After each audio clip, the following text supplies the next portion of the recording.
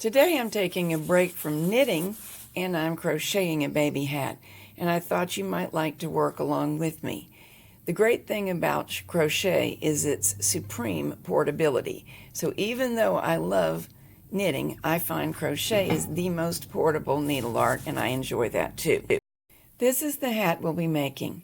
It's quite simple, but it's a little bit beyond the basics. We add some post-stitch ribbing to the bottom for effect. The doll is the actual size of a newborn, so this is how the hat will fit. It's approximately 14 inches in circumference and 6 from top of crown to bottom of hem. The baby's jacket is the subject of another video series for machine knitters. You'll find that on my channel too. I'm using yarn from an estate sale, so this is an older yarn and it is not labeled in modern terms. Nowadays in the United States, we would call it a number 4 yarn. Previously, it would have been called worsted weight or possibly Aran because it's at the larger end of the number 4 spectrum. I'm beginning with a size I, otherwise known as 9 or 5.5 millimeter hook. Later we'll go to a smaller hook. We start with a slip knot, as so often is the case.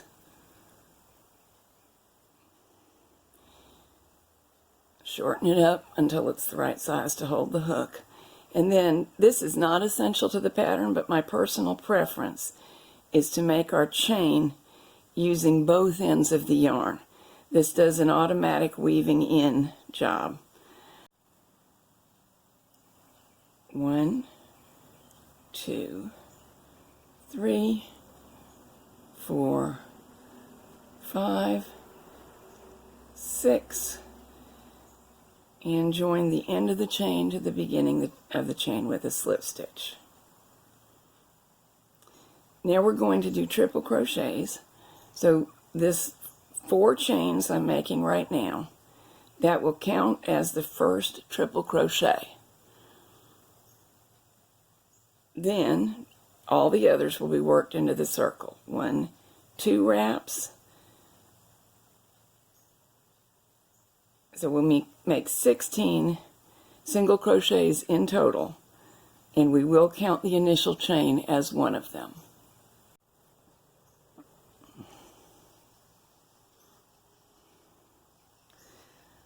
I should mention that I'm using U.S. terminology. This is a triple crochet here. I think that some other places in the world it's called a quadruple crochet. In case you're unfamiliar with the stitch, you can learn it right now. Yarn over twice, there we go. Insert the hook into the circle, yarn over, pull through, yarn over, pull through, yarn over, pull through. Very straightforward. Yarn over twice before beginning, insert the hook, and proceed. After inserting the hook, you'll yarn over once and pull through 2 loops, yarn over a second time, pull through 2 loops, and yarn over a third time and pull through 2 loops, and then on to the next stitch. When 16 triple crochets have been completed, slip stitch the round closed. So we have round 1 done. The next round is double crochets. So chain 3 counts as our first double crochet. And now 2 double crochets into each of the triples from the row below. So the circumference of the crown is getting bigger around. Double crochet is yarn over once, insert the hook into the stitch in the row below, yarn over, pull through 2 loops, yarn over again, pull through 2 loops, and the stitch is complete. Almost done. There's 1 double crochet already into that stitch. So here's the second, and our final one, which will bring us up to 32, goes there into the same stitch that the chains come out of.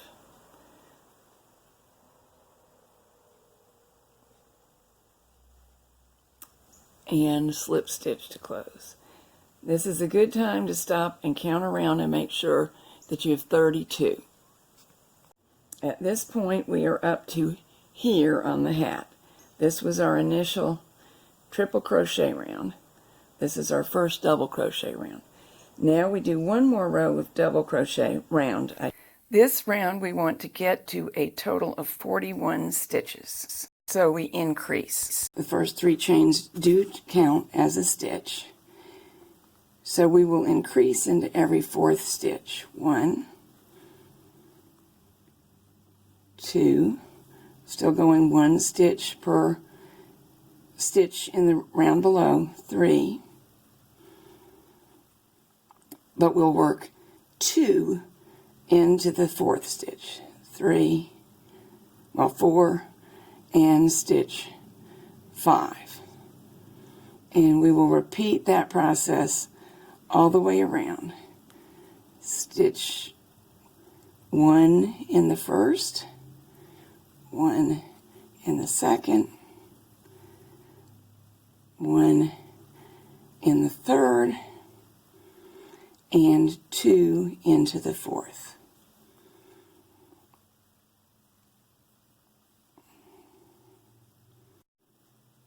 I'm around ready to do my last 2 stitches. Stop and count up here because there's still time to correct.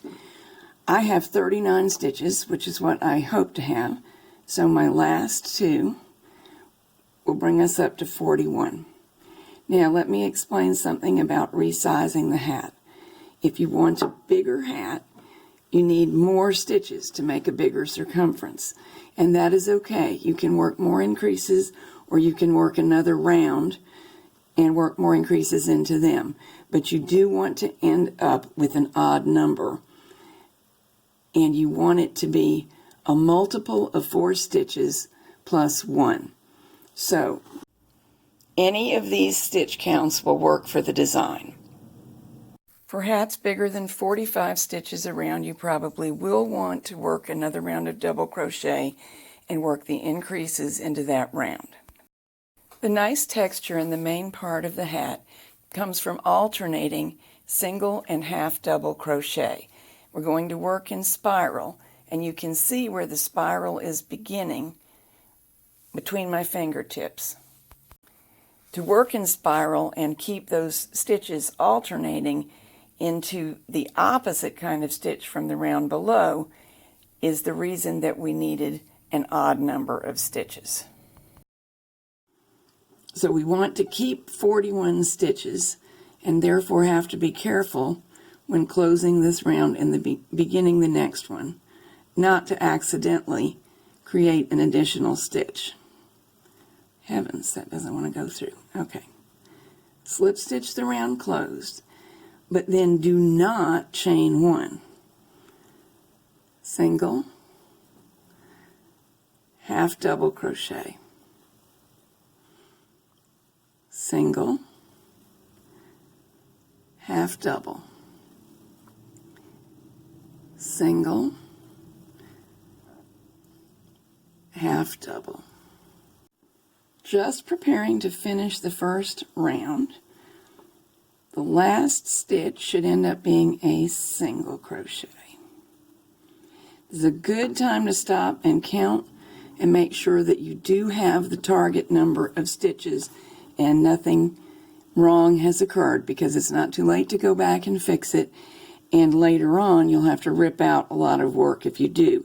If you were wrong somehow in this round, all you have to do is back out far enough to work 1 increase or decrease in this round, but keep the single half double rhythm going. Now here is the first stitch for the new round, and last time it was a single. That's what the single looks like, just a simple V of yarn going into the round below. A half double has a wrap above the V, so we always can tell by looking if we're doing the right thing. Now, to make the crunchy, bumpy texture that is also extra warm, half double goes into a single, single goes into a half double, And from now on, we just keep working that way all the way until it's time for the brim. And our pattern is continuous. Single, half double, single, half double, single. At the very bottom of the hat, we will want to know where we started spiraling. And you can actually spot it without a problem if you're experienced. But in case you're worried about it, or if you're fairly new, just mark the position where the spiraling began. That way, we'll know to look for that marker, and you can also see it happening already. You can see where there are complete rounds, and then as we start around the spiral, we begin to have 2 over here and 1 over here. I can see that I'm approaching the end of the round, both by what the stitches are doing and by the marker that I placed. I just worked a single crochet into the previous half double. So I'll work a half double into this single, and there was a half double below, and the only change is no change at all. It's just that I can see that I went up a slight incline as the round began, and I can see the yarn marker. But this is what's meant by spiral, as we're literally spiraling down the hat towards the brim. The sample is now working on the 5th and final round. Over here, on the side of the yarn marker, we have yet to reach 1, 2, 3, 4 of the pattern stitch rows are complete, and over here it is 5. So we'll keep going around until we get back to here, and then we'll change and do something different. If you would like a slouch hat, work more rounds. The difference between a slouch hat and a snugly fitted beanie that hugs the skull is mostly just extra length, so put it in there. This is also where you would work extra rounds for a larger size hat. This is an infant hat. I make hats for me about 8 inches from top of crown to bottom of brim, so I would add enough rounds to make that difference. For men's hats, 8.5 to 9. For kids in between those sizes, then it's in between the length. You have a lot of flexibility with this basic design. I'm almost around. Now, if you count all the stitches around, you should have 41. And we need 40 for the ribbing. And I'm ready to make a single crochet. So the thing to do is end the round by doing a single crochet decrease. And now close this round, as we have not been doing. Now, to begin the ribbing, we work a round of single crochet with the same hook. So there should be 40 single crochets around. But we're ready to close this one with a slip stitch, and now it's time to change hook size. We've been working with the I. We will switch to the H, also known as 8 or 5 millimeter. And now just work an additional round of single crochet, beginning with chain 1, which counts as the first, and on around. Double check as you go around this time to make sure you do indeed have 40 stitches, because that will be important. We'll complete round 2 of the single crochet, which is the first round that had the smaller hook. Slip stitch it closed and begin a third round. When you reach the end of round 3, close it with a slip stitch, chain 1. This counts as the first stitch of the next round, and go on around and make a 4th. Close the 4th round in the usual way And now is when we change up.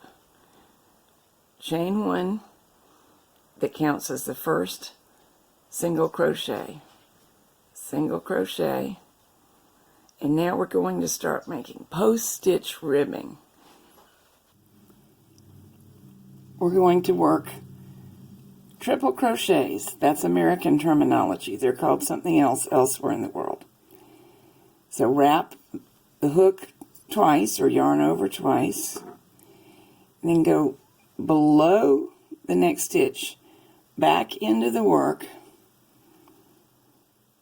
and work around the single crochet in the first row of single crochets. There's our triple. We now skip working into that stitch because basically this triple already has worked into that stitch. Single crochet 3 times,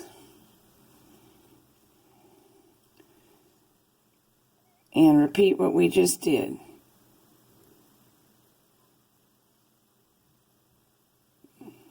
There's what I should be working around.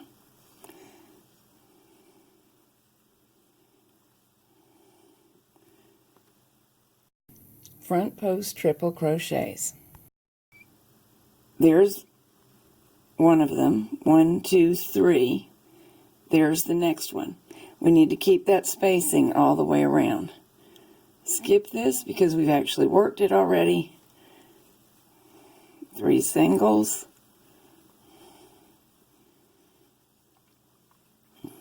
If you're not sure which one to work around, count over. This is the one. Wrap.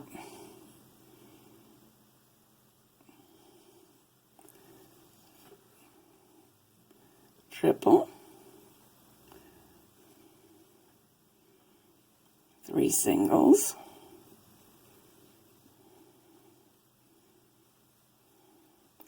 And a triple. Right into there.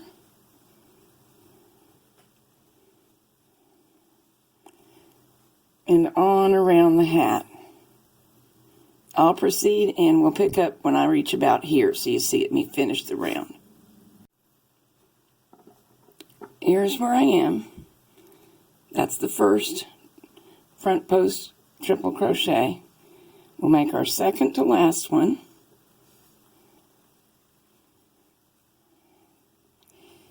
And 3 more singles. Still doing the same thing. Always remembering we've used this space so we don't work into it. 1, 2, 3. Front post triple crochet around the 4th stitch. 1, 2, 3, 4.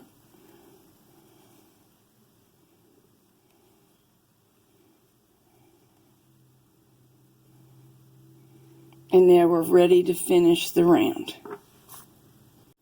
If you recall, we began with a chain stitch that counted as a single crochet and 1 additional single crochet.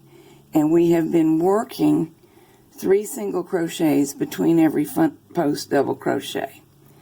So we should end up with 1 single to go. This is the stitch we don't work into because we've already accounted for it with our front post stitch. Here's the last one, and now we can close the round. Now we just need to work the edging. There are several ways you could do this.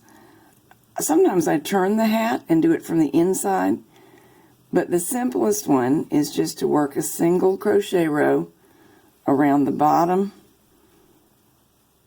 so that all those post stitches kind of get nailed down. What we're left with at the edge is something that wouldn't make a very good edge after working a post stitch row. And this will tidy that up. So I'm in a single crochet all the way around. Here's where I am. And you can see where I've already worked the single crochet into the edge, and it stops right there. So we need to single crochet to that point.